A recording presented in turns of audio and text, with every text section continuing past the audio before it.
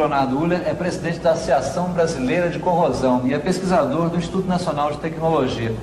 Leonardo, em termos de conhecimento científico já adquirido, de desenvolvimento tecnológico, o que se pode fazer hoje para combater a corrosão metálica? Várias são as medidas de proteção e de combate à corrosão existentes e de conhecimento tanto da indústria como do setor que as utiliza.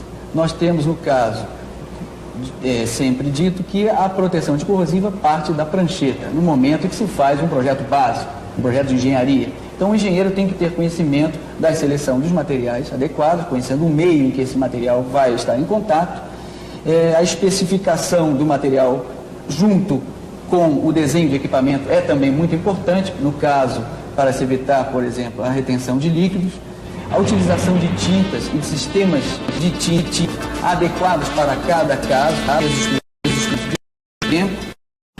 os revestimentos metálicos, aí nós temos o caso de cobre, cobreado, niquelado, estanhado, que conferem uma maior resistência à corrosão. Nós temos também os inibidores de corrosão, produtos químicos que adicionados ao meio reduzem ou eliminam a ação de determinadas impurezas agressivas do meio. Nós podemos citar aí o caso dos inibidores utilizados em águas de tratamento de águas de caldeira, por exemplo. E por fim, nós temos a proteção catódica, comumente utilizada na proteção de estruturas enterradas ou estruturas submersas. Quando a gente abre uma torneira em casa e a água sai avermelhada, com cor de ferrugem, o problema pode ser de corrosão na tubulação de água. Esse, aliás, é um problema que costuma dar muita dor de cabeça aos síndicos de prédios. Esse daqui, por exemplo, é um tubo de água de um prédio. E olha só como é que ficou o interior dele, completamente tomado pela ferrugem.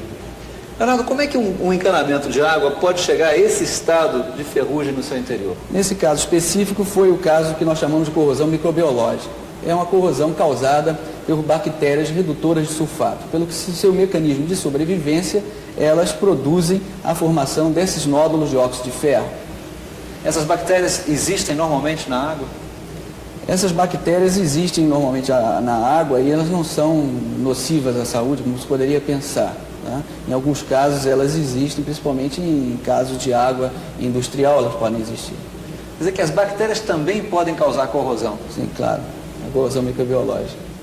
Leonardo, um outro problema sério de corrosão na construção civil é o das armaduras de ferro no concreto armado, que inclusive ameaça a segurança de pontes, de viadutos e de prédios. Como é que você vê esse problema? Esse problema é um problema típico que nós temos em termos do nosso litoral. Todas as construções nossas de grande porte são feitas nas grandes capitais à beira do litoral e particularmente aqui no estado do Rio de Janeiro nós temos um alto teor de cloretos pela atmosfera salina, né, que vem do mar, e de umidade relativa do ar. Esse teor de cloreto e de umidade é muito severo do ponto de vista da corrosão e fazem com que, em alguns casos, quando as normas para os revestimentos desses ferros dentro, né, do concreto não são atendidas, nós tenhamos essas porosidades e a passagem desses cloretos para o interior e o ataque do ferro no interior do concreto.